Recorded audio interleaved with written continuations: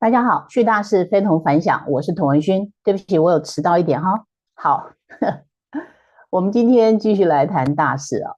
我觉得很有趣，因为大家看到大家的留言啊，那有关于美国的这个税法这个问题呢，我想我还是把原始的资料找出来给大家看。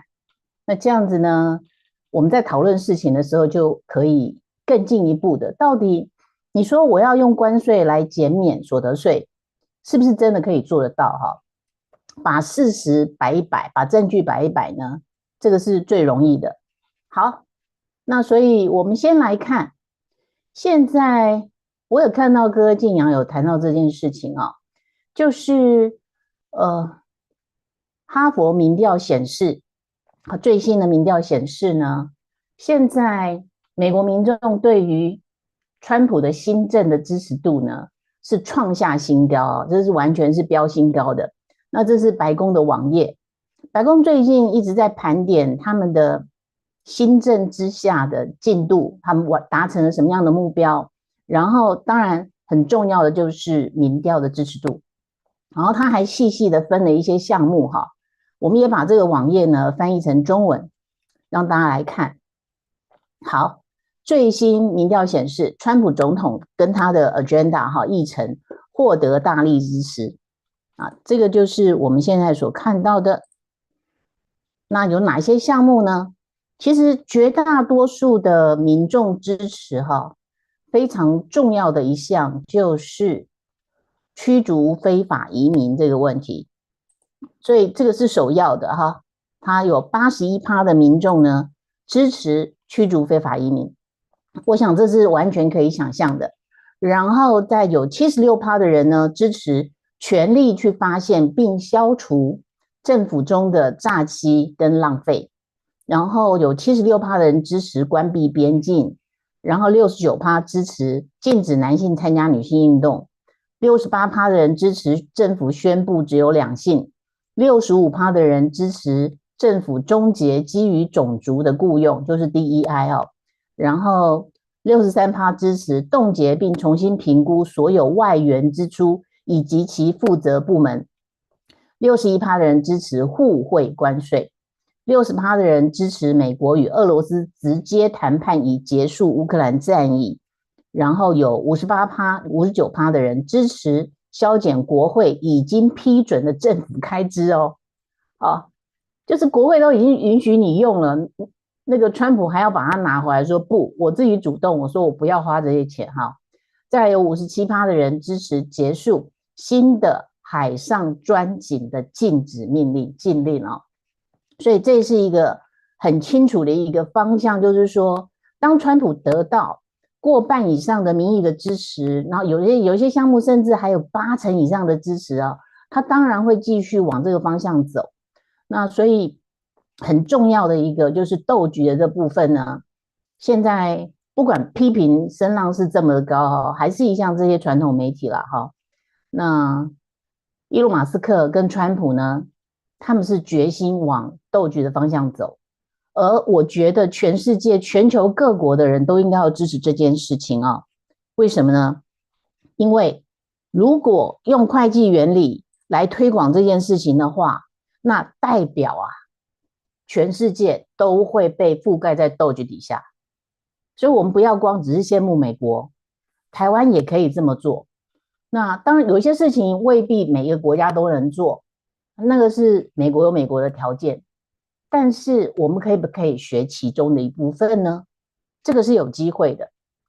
所以白宫的最新的民调，我觉得它一定的程度告诉我们，一个政府如果正常的运作的话，它本来应该是要节能，它应该要每一分钱都要花在刀口上。但问题是，人们在花别人的钱的时候，用在别人身上的时候，那是最没有效能的、最没有效率的一种花法。所以为什么政府要尽量小，而不是尽量大？让私营的部门尽量大，然后不要用什么公益的这种口号，要把所有的资源控在政府的手上来分配。那最后的结果就是分配那个人会分走80%以上，只有2%，真的会流入被分配的人手上，那是80%全部都被掠夺啦。政府的存贷就是那80%啊，那你又不能没有政府，所以只能尽量让政府是一个最小的存在嘛。所以你真的去盘点政府效能的时候，你会发现大部分的政府的这个雇员，甚至有一些单位，整个单位都应该要被裁撤，不应该存在。现在他们甚至在讨论，就是说，是不是要把联邦的 IRS 啊，整个裁撤掉？哦，这不是夸张的哈，这是真的在讨论的问题。所以我们也来看，事实上有3段影片了哈，就是川普去年12月的时候，他在纽约哈证交所，他在敲钟的时候，他其实谈到了有一段谈话，这段谈话比较长。好，那我们就先来看这段谈话好了。这段谈话比较长哈，我觉得蛮重要的。我刚才把它翻译成中文哈，刚才才翻好的，所以时间有点拉长了哈。好，我们先来看这段影片。那个这是去年12月的事情啊，然后他还特别介绍了他的财政部长啊，就蛮好的，他还特别介绍他，然后那个互动也是挺有趣的。那很显然，川普又是脱稿演出哈，所以其实包括这些数字，他要怎么减税，他的那个脑袋里面是有完整的计划，这不是谁教给他的，他自己脑袋里面有一个非常完整的计划，所以才能够侃侃而谈哈。好，把影片调整好了，这个就是我为什么会喜欢使用 Room 来做直播的原因啊，我们可以直接来互动，然后很多资料都可以直接沟通。好，那我们就来看这段影片，看完之后我们再来讨论哈，是不是12月到现在他已经做了哪些事情呢？ We've gone up since the election. I was just told by Scott. Everybody said you have to pick Scott. Scott Bessent. He has to be the one chosen for Treasury. Where is Scott? Let's see. He's around here someplace. He's around here. He told me we picked up $3 trillion since the election day, and I said, "Well, that's good, but what about before the election day?" He said, "We picked up some money there because they thought you were going to win." I said, "I like this guy. He's going to be my Treasury Secretary."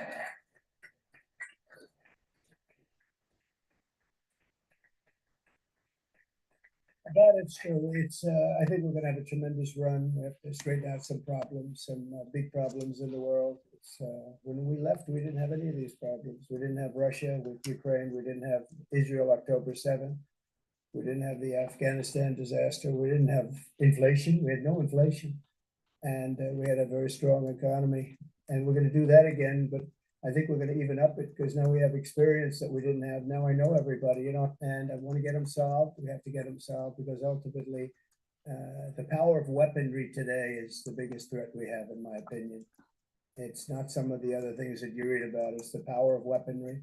The weapons are so powerful, so devastating. And I rebuilt our military. I got to know every one of them, including nuclear weapons. I hated to do it. Actually, I hated to do it. But we did some nuclear weapons that are so devastating, it almost makes you very sad as you get them and as they come online. It makes you very sad because you know what the purpose of them is, and you just hope to God that you never have to use them. Because if you do, the world will never be the same. So we have to be very, very smart. We have to be very sharp. We have to be very special to do a job. And I think we'll get it done. And I think we're going to get a lot of people in the room. We've seen it. We were in France where President Macron did a fantastic job with the cathedral, an absolutely fantastic job of Notre Dame. And it was beautiful. The opening was the opening. And I just got back and it was something really beautiful. And a lot of world leaders, there were about 80 world leaders, different countries. And they were all coming together. They all wanted to meet us and meet me as representative of the U.S. And there was a lot of goodwill, but we're going to get some really tremendous goodwill. I was even thinking about inviting certain people to the inauguration, and some people said, "Wow, that's a little risky, isn't it?" And I said, "Maybe it is. We'll see. We'll see what happens." But we like to take little chances, but that's not a bad chance. Here's a gentleman that's going to do a great job at HUD. Good luck, my friend. Right? he's going to be a he's been my friend for a long time. I haven't shaken his hand yet. Really, you're going to be great. And Ben Carson is your biggest fan in the world. You know that Ben has been with us for a long time and has done a fantastic job. Thank you. Good. So, ladies and gentlemen, go on. We're going to put it straight. We're going to give tremendous incentive like no other country has. We're cutting your taxes. We're going to cut them very substantially. We got them down to 21% from probably 42 or 44%, depending on where you are. We got them down to 21. Everyone said that was a miracle. Now we're getting them down to 15, but only if you make your product here. Otherwise, you pay 21, which is not bad. It's in the middle of the pack, but 15 brings you down to among the lower. And for those that are running the big companies, those great, big, beautiful companies, nobody's going to be leaving us. You're going to be coming back. You're going to be bringing it back to the United States. We are incentivizing everybody to come back to the United States. We want you back here. Car manufacturers, everybody. And we have one product that nobody has really to the extent that we do. It's called oil and gas. There is no country in the world that has more. We're number one. I brought it to number one during my first term in terms of production. We're going to be number one plus. We'll do numbers that nobody will really see before. And when that happens, prices are going to start coming down because people can't afford their groceries, and they're going to be affording their groceries very soon. I tell the story about a woman who, an old woman, no money, went to a grocery store, had 3 apples. She put them down on the counter and she looked and she saw the price and she said, "Would you excuse me?" And she walked one of the apples back to the refrigerator and came back to pay for the 2 apples. And she left with 2 apples. And the woman at the counter said that was so sad. And when I heard about the story, I said, that should never happen in America. And it's not going to happen in America. We're going to do it right. And we're going to take care of our people. And we're going to do things that nobody ever thought even were possible. But we're going to have an economy the likes of which nobody's ever seen before. And everybody's coming back to America. I saw that the other day at the cathedral. They're all saying, we want to come back. We want to come back. And with a couple of changes done by Howard and Scott and some of the great people up here with me, we're going to bring them all back. They're all coming back. So thank you very much. This is a great honor. And ringing the bell will be fantastic. And go out and get them. We're with you all the way. Thank you very much. Thank you. 好，他讲得很清楚哈。第一个，在去年12月，他去纳斯达克敲钟纽约证交所这是 Open 的这个敲钟哦。他谈的这个问题就是他要把企业的所得税从21%，那过去曾经最高有到40几%哈，已经降到21%了，这很好。他要继续把它降到15%，但前提是你必须要在美国生产制造。那如果是在15%的话，它将会吸引全球的企业回到美国去。为什么？因为那个差价就是它整个获利的 margin 啊，所以他非常有把握，能够回去的自然会回去，回不去的话，那个根本就不是他的目标的范围。所以在他目标的范围，他非常的精准的打击，他会吸引全球这些高税率的国家的这些企业主动移动到美国去。市场在那里，你又减少了运费，为什么不在那里生产？然后他其实在这个演讲里面，他讲到就是说他们会降低这一些法令的限制，甚至核能电厂哦，他很夸张的说，核能电厂应该1个礼拜就可以批核了，不需要把时间拖长到10几年，1个礼拜可以完成的事情，为什么要拖到10几年呢？然后他还点名其中一个专门负责这种批核的部门的主管，就是他们的内阁的主管。你就说是不是啊？是不是可以很快批核啊？所以行政效率这件事情会改变非常多的。过去美国因为它没有讲究行政效率，它还能够变成世界第1强权，还维持到今天，真的非常不容易啊。因为过去100年来，他们真的累积了非常庞大的资源，以至于这样子浪费，这样子滥用。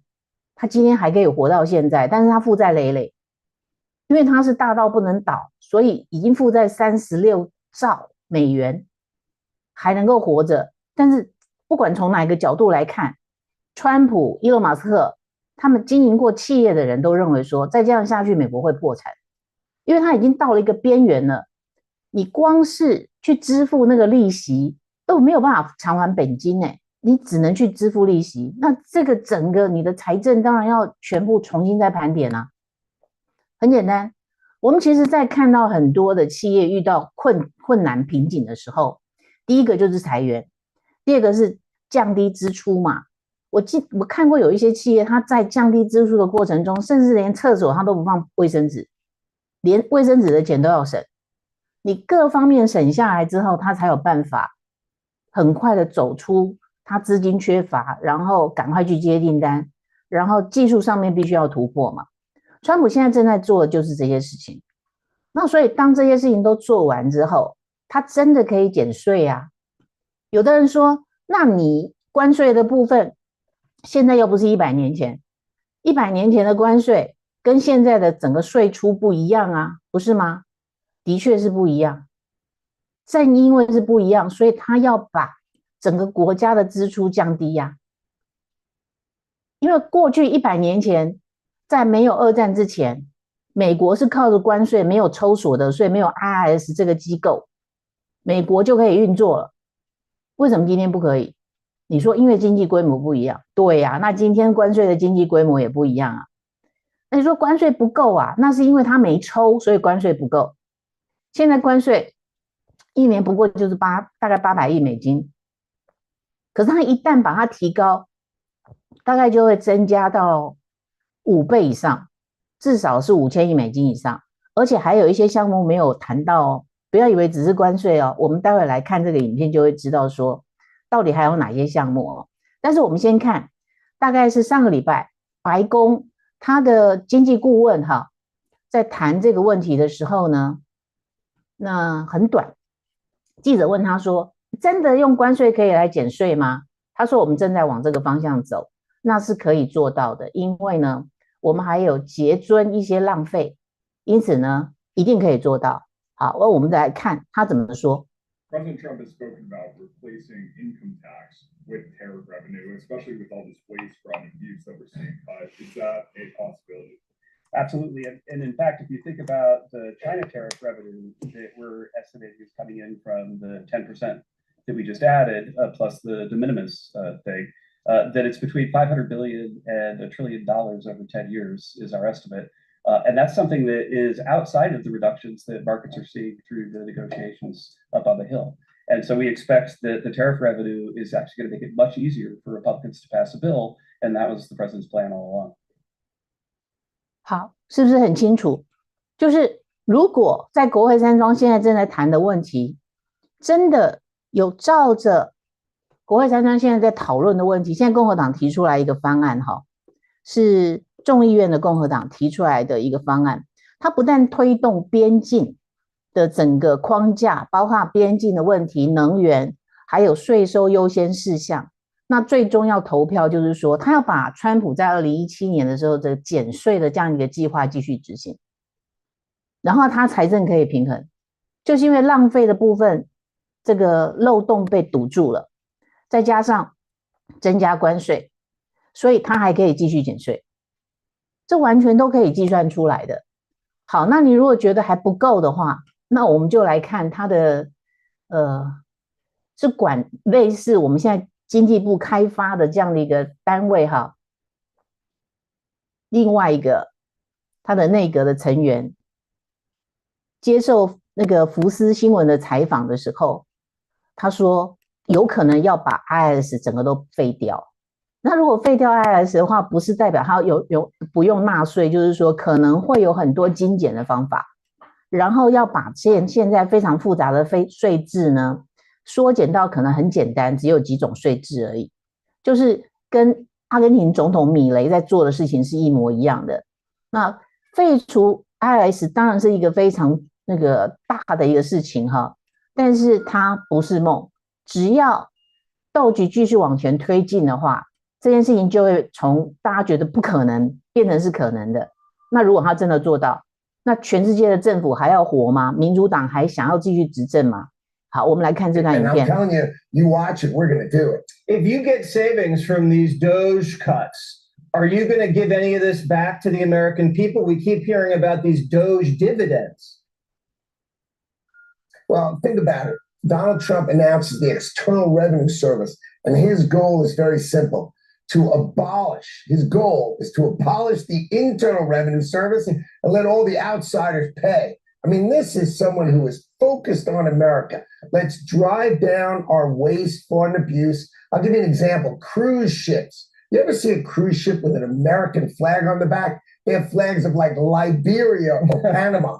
None of them pay taxes. None of them pay taxes. Every super tanker, none pays taxes. Alcohol, all foreign alcohol, no taxes. This is going to end under Donald Trump, and those taxes are going to be paid, and Americans' tax rates are going to come down. That's what Donald Trump wants to do. Balance our budget and cut our taxes. I mean, imagine a Democratic senator going against that. What planet are these people? 好，那些反对人到底住在哪一个星球上呢？对不对？所以反对砍预算的这些政府啊，都有贪腐的问题，就很简单，因为他从来没有要去砍他的预算，他就不断的增加预算。请问哪一个政府有需要不断的增加预算？你是人口变多了吗？那你又要增加投资项目，其实很多投资项目政府不一定要放钱进去。你不是很喜欢搞 BOT 吗？政府不见得要放钱进去啊。你说盖公宅就用你的闲置土地，然后用合建的方式就可以盖啦，政府不用出钱啊，很快就可以盖好了，为什么不盖？有利益挂钩嘛。所以所有可以做能做而不做的事情，其实背后都有一些原因，这原因无非就是贪赃枉法舞弊，就这么简单。那你说刚才这段影片里面所讲到的，包括一些邮轮呢，尤其关税很重要的就是酒精的问题。酒类啊，在当初 WTO 在谈说要减掉关税的时候，酒类关税都让它自由流通啦，所以国家少抽了关税。可是消费的这个结果，这些酒商真的有减少收入吗？并没有，他们的收入变大了，而这收入最后是到了所有的总投资，其实就是回到了纽约这个证券的这种投资的这些巨鳄，这些大的投资者，事实上他们拥有这些公司嘛，交叉投资。所以除了中小企业以外，凡是上市上柜公司，它已经开始玩这种金流的游戏、金融的游戏的时候，事实上全球这个深层政府，它还有另外一个更深层的财政在支撑。它利用这些推广，看起来是为全世界好的一个制度，可是这个制度实施了将近80几年，好，快要100年。美国终于出现了一个总统叫做川普，他发现这个东西是在吸美国的血，所以他决定要用关税改变成从关税不要用所得税的方式来支撑大部分的国家的经济的支出。所以我看到一些观众朋友的留言哈，蛮负面的，这个做得到吗？那个做得到吗？你要不要把你的精神跟精力去集中在去想要如何做得到？不要当全儒派的人，老是在那边泼冷水。你泼冷水对你有帮助吗？你泼冷水对这个世界有帮助吗？你泼冷水对于川普要执行的事情可以阻挡他吗？多花一点脑袋跟精神去思考这件事情要怎么做到，然后这件事情对我们的好处在哪里。比如说我们现在以台湾为例，同样的，你对我课对等关税的时候，我们在关税上面也会有一些收入。那照顾民众，就像川普在纽约证交所的时候他说的话，他举的那个例子，他说有一个老妇人去超市买东西的时候，他本来拿了3个苹果，后来称重之后，他发现说他只能买2个，于是拿1个去还，带着2个苹果走了。然后那个收银员说：“这真的太悲惨了，美国吗？这还是美国吗？”所以你的消费品，基本上就是有一些人他赚的钱就是手到嘴，他每个月的收入，不管是补贴还是救济还是他的保险给付，他就是手到嘴，他有多少钱大概就花掉了。所以当一个政府的首要的目标，应该是要帮你把民生消费品必须的这一些，尤其是饮食类这些东西，价格要降下来。那其他的非必需品，因为关税的因素，所以价格会上涨，你不要去消费就好了。需要消费的人是经济条件可以负担的，那就让他们在这种过程中有点好像是多缴一点税。那你们不是老是想要劫富济贫吗？这个就是最好的劫富济贫的一个大数法则。因此我认为说，用关税来解决，不要再用所得税为主要的政府的收入税入哦，我觉得这个是一个还不错的方法。可是可能因为美国是一个最大的市场，所以美国这样子做，那它有可以立竿见影的效果，不是每一个国家都可以这么做。那相对的，对于长期是以输出为主要的国家，你就必须要思考，你要增加你的内需嘛。好，你要在维持你的外销的这个部分的占比，你也要增加内需，那其实都需要人力。对台湾来说，就是应该要开放外劳，而且本劳外劳薪资要脱钩。我们在讲这个事情，然后现在已经证明一件事情，就是台湾这一些整天在喊人权的，在喊本劳外劳薪资一定要挂钩、罔顾事实的这一群人，很多都拿到了美国的 USAID 的国际开发署的钱，他们在全世界宣扬这种左倾的这种错误的观念，然后他的目的是什么？目的就是这些人可以领到薪水，他们的人事费用是这种 NGO 这种团体的主要的支出，对这个国家没有任何的贡献。然后呢，他们所主张的这些方法是在毁坏这个国家的未来，毁坏国家的机会。为什么？本来外劳薪资为什么要挂钩？他们理由唯一2个字，就是这是人权。当然很简单啊，台湾的劳工要不要服兵役？国民有服兵役的义务，请问外劳要不要服兵役？不用。台湾如果打仗，外劳需不需要上战场？不用。他没有捍卫这个国家的义务，对不对？那为什么本来外劳薪资要挂钩？你告诉我一个理由。他赚的钱之后，吃穿住通通都在工厂，都在，如果是家庭帮佣的话，是家庭看护工，他是在雇主家，他赚的钱几乎完全汇回去他的母国。等到他合约完毕、履行完毕，回到他母国的时候，他是一个小富翁啊，他可以买田地，他可以买店铺，他可以有房子。可是台湾的劳工呢，被你本劳外劳薪资挂钩之后，产业外移，他必须要去追求跟全世界竞争的一个劳动条件，他才能够压低他的基本的这个成本。这是现实，我们必须要跟全世界去竞争嘛。所以长期以来，这个错误的政策是有一群左倾的人在推动的，而这些人竟然拿了美国 USAID 的钱。他说不是，这是索罗斯给我们的，索罗斯有比较好吗？我们第一个踢爆这件事情嘛，因为那时候就是好奇，USAID 到全世界去撒钱，那台湾有没有人收到这个钱？一查发现，就是这些一直在台湾捣蛋的这一些 NGO 嘛，就是这一些人卖掉了台湾。你说卖国，那是卖给中共吗？不是，把台湾的未来断送掉，就是在卖国嘛。没有其他的标准了。你说怎么区辨好坏人？我觉得这就是标准。你讲的是真话吗？你做的是好事吗？不是嘛？满口仁义道德，这些伪君子在台湾太多了，而且媒体给他声量。我说媒体哦，你就继续去支持这些本来外劳薪资一定要挂钩，说他是人权吧。最后你们这些记者也会受害。为什么？你们薪水涨不上来啊，你们会过劳啊。你不要以为媒体是可以永远这个繁荣下去啊。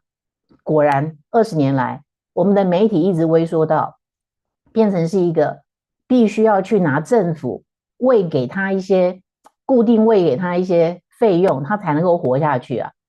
为什么？他们的广告现在几乎都是在网络上广告啊，没有广告，媒体要怎么活下去？然后再加上现在是自媒体的时代，传统媒体已经没有空间了，所以整个是在恶性循环里面啊。我们可不可以因为川普的斗局、川普的新政，所以也同时来考虑，来评量自己的国家到底做的对不对？这当然是要做的嘛。如果这些都不做的话，那国家还有什么前途呢？不是吗？好，我看一下留言哈。好，谢谢奶鸡好斗内，谢谢老顽童斗内，好，谢谢刘明月斗内，还有 QDF269，谢谢斗内哈。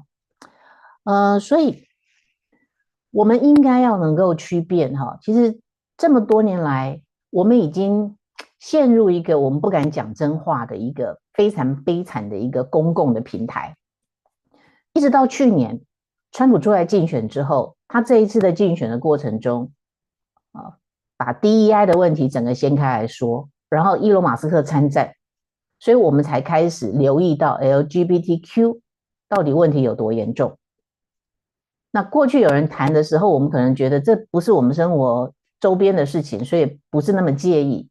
可是现在呢，随着斗局的推进，我们越来越清楚，美国的纳税义务人的钱被滥用在什么地方。而川普他所主张的，比如说他对于Social Security 社会安全的这一些保险金，你都已经退休，你可以开始领社会安全这些保金的时候呢，竟然还要再缴税。你当时就是已经是被课过税的钱，你去缴了这一些，你以后想要退休，事实上那金额也不大。如果要靠着这个来过日子的话，大概只能吃东西吧。如果没有医疗的保险的话，生个病大概就要倾家荡产了。在这种情况之下还要去课税，所以我们可以想象哈，如果今天不是川普选上，那去年11月这场选举，美国人还是把票投给了民主党，那现在是卡马拉当总统那这个世界会变成什么样子？乌克兰战役现在会是什么状态？中东会是什么状态？真的是很难想象因为当时卡马拉的政策是说他还要再加税，他所谓的拜登经济学，他还要再加税，他不但不是减税，而且还要加税。然后他为了要让大家可以买房子，他要每一个人补贴首购，那美国的房地产又会再涨一波。这个都是错误的做法，可是他说他要去劫富济贫，那不知道富在哪里。你如果要把美国的这个企业的所得税把它提高到27%的话，照他的方法，大概有更多的企业会流失，会逃离美国。因为美国现在是21%的企业的所得税，大概在世界的中段班。可是它一旦提高到27%，甚至比中共比中国的税率还要高，比欧盟还要高，那企业当然继续外流嘛。这个就是错误的企业的政策。就像台湾因为错误的劳动政策导致企业外流，企业外流这30年来很清楚，台湾的下场是什么？就是年轻人的薪水上不来。我们的薪水上不来，还有其他什么好说的吗？你当然买不起房嘛，你当然结不了婚嘛，你当然生不了小孩嘛。那这个国家很快就会灭亡，不消几年，因为人口的流失净减少，生不如死，这个国家就结束了。所以伊隆马斯克去年其实在年中的时候，他接受乔丹彼得森的那个专访，我说那个专访很重要，但是看的人还是不多因为时间实在太长了。那个专访其实有一段，他专门讲到出生率的问题。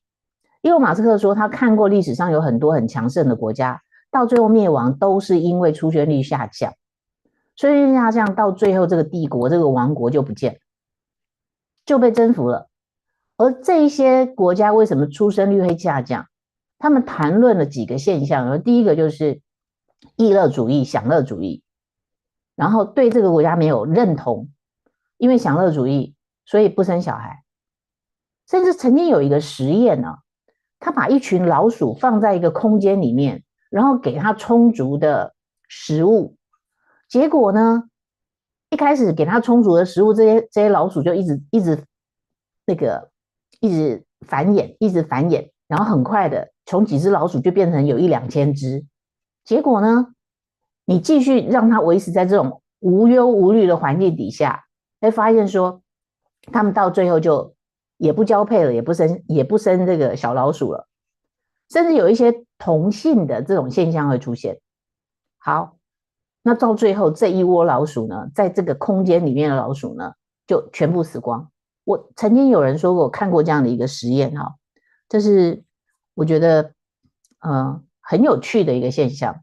那这个现象，我可以说，每个人有选择的自由，你有性取向的自由，你有成不成家的自由，生不生小孩的自由。可是国家还是需要有生小孩的人扛起来嘛。所以我们应该要对这些还愿意生儿育女的这些年轻的家庭，应该要给他非常强力的支撑。那这个强力的支撑，当然包括他的住房的问题的解决，然后他需要用的人力的解决。所以现在韩国的做法是提供这些新家庭双薪的家庭，他们可以雇佣家庭帮佣。那台湾呢，好像到今天为止还不开放家庭帮佣，条件非常的严苛。然后很荒谬的就是，凡是来台湾工作的白领、高阶白领，他们可以雇佣家庭帮佣。比如说美国在台协会的官员，他们可以雇佣家庭帮佣。可是台湾的高阶白领可不可以雇佣家庭帮佣？不可以。那你为什么歧视台湾的高阶白领呢？他雇佣家庭帮佣，他也不会损害到你国家什么啊？你为什么不让他雇佣？这是妥妥的歧视啊！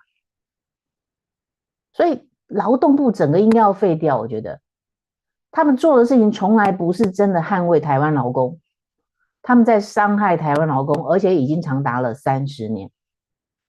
这个就是为什么台湾第一薪变成国耻的一个非常关键，可能是主要。如果说有主要有3个原因的话，劳动部是第1名、第2名跟第3名。这么简单的道理，为什么不做？不是他们不懂，而是其中有巨大的利益。有人扒着这个巨大的利益，然后整天扯谎，媒体也不给力，然后民众也不关心，所以长期陷入这样的一个恶性循环哈。好，谢谢Wens Blog 哈，感谢斗内，非常感谢。好 ，Argentina 好，Long Life Freedom 哈 ，OK。那当然最近好像 Argentina 哈，就是阿根廷总统米雷哈，他好像曾经有一个 po 文，然后涉及到这个数位货币的事情哈，有一个小小的风暴。但是我想是这样的，没有人不会犯错，但是犯了错赶快改正啊。那他最近全世界对他的那个镁光灯焦点聚集在他身上啊，而且有时候人会在很开心、在很嗨的时候，可能会有一些错误的举措，但是很快改进了哈。我觉得这个也是可以继续观察的。好，那今天呢，我们分享了白宫的最新的民调，这个蛮重要的。再来，我们分享了好几段的影片，主要是让大家看到，就是说，川普有没有决心要去降低所得税？有。他有没有方法？有。而且我看起来，这个方法是会奏效的。那这个钱从哪里来？有很多人就说，那最后你不管对企业科加什么样的税，不管是关税还是各种税，到最后都会到消费者身上。